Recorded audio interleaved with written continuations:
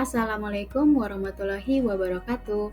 Saya Banat Juliet, CGP Angkatan 10 Kota Depok. Berikut adalah modul 2.3 Coaching untuk Supervisi Akademik. Koneksi antar materi. Tujuan pembelajaran. CGP menyimpulkan dan menjelaskan berkaitan materi yang diperoleh dan membuat refleksi berdasarkan pemahaman yang dibangun selama modul 2 dalam berbagai media. A. Pemikiran reflektif terkait pengalaman belajar. Pengalaman atau materi pembelajaran yang baru saja diperoleh. Yang saya pelajari dari modul 2.3 adalah paradigma berpikir coaching yang fokus mengembangkan potensi pada coachee melalui prinsip coaching dan kompetensi inti coaching dengan menggunakan alur Tirta untuk menggali ide-ide baru dari coachee sebagai salah satu solusi penyelesaian masalah. Emosi-emosi yang dirasakan terkait pengalaman belajar. Yang pertama, senang karena dapat mempelajari materi dan hal-hal baru yang menarik. 2. Tertantang karena diberikan kesempatan untuk mempraktikkan teori. Ketiga, semangat karena bisa menerapkannya dan membantu rekan sejawat lainnya. Apa yang sudah baik berkaitan dengan keterlibatan diri dalam proses belajar? Hal yang sudah baik adalah berkomunikasi dan berkolaborasi dengan rekan CGP lainnya, baik sebagai supervisor, coach, maupun coachee untuk mempraktikkan coaching maupun supervisi. Apa yang perlu diperbaiki terkait dengan keterlibatan diri dalam proses belajar? Hal yang perlu ditingkatkan adalah kemampuan mengajukan pertanyaan berbobot yang memancing ide-ide baru dari coachee, sehingga coachee dapat menemukan beberapa alternatif solusi dalam menyelesaikan permasalahan yang sedang dihadapi. Keterkaitan terhadap kompetensi dan kematangan diri pribadi. Yang pertama, paradigma berpikir coaching dilakukan dengan sikap terbuka dan ingin tahu tanpa menghakimi. Saya belajar untuk tidak berasumsi sebelum mendengarkan cerita atau menghakimi setelah mendengarkan coaching yang dilakukan selama proses coaching.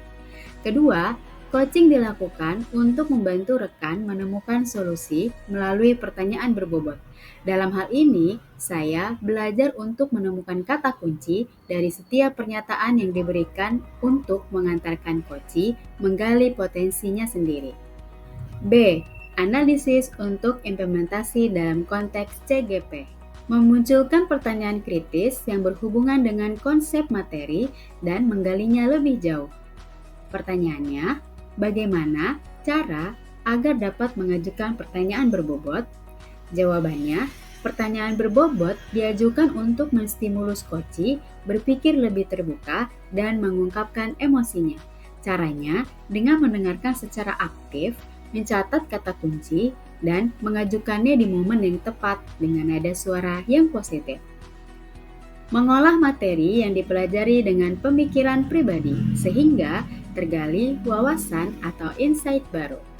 Salah satu peran guru yaitu coach bagi guru lain, di mana seorang guru dapat berdaya untuk rekan sejawatnya dan memberdayakan dirinya sendiri melalui kegiatan refleksi.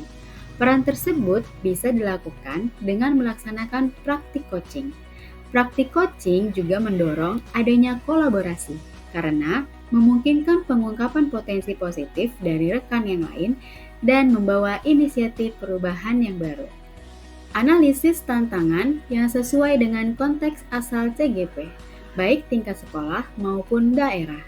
Tantangan yang dihadapi CGP berkaitan dengan coaching adalah praktik tersebut biasanya dilakukan oleh kepala sekolah atau guru yang telah memiliki pengalaman lama dalam dunia pendidikan, sehingga hal tersebut sulit untuk dilakukan.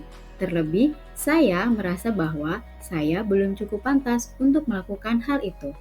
Padahal, coaching dalam supervisi akademik bisa dilakukan sesama rekan sejawat. Hal tersebut akan memudahkan untuk saling membantu perkembangan kompetensi dan meningkatkan kualitas pembelajaran di kelas.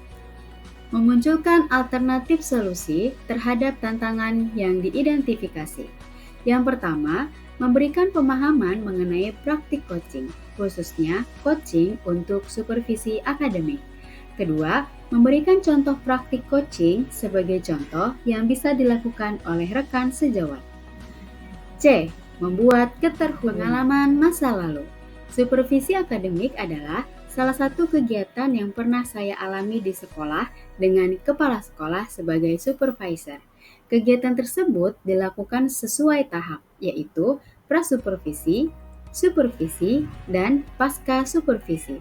Hanya saja, tindak lanjutnya tidak terlalu dipantau, sehingga program pengembangan diri yang dibutuhkan tidak dilaksanakan sepenuhnya. Penerapan di masa mendatang. Kegiatan supervisi akademik dilakukan dengan prinsip coaching dan menekankan pada kompetensi guru, baik yang sudah baik maupun yang akan dikembangkan dengan rencana tindak lanjut pengembangan kompetensi yang terpantau dengan baik. Konsep atau praktik baik yang dilakukan dari modul lain yang telah dipelajari. Praktik pembelajaran berdiferensiasi, di mana pembelajaran tersebut berpihak pada murid. Dalam hal ini, guru menggali potensi yang ada pada diri murid. Praktik coaching pun demikian, menggali dan memaksimalkan potensi rekan sejawat. Informasi yang didapat dari orang lain atau sumber lain di luar bahan ajar PGP. Supervisi akademik yang dilakukan oleh kepala sekolah menjadi informasi utama yang membuat saya mengetahui apa itu supervisi akademik dan bagaimana cara melakukannya. Terima kasih sudah menonton video ini.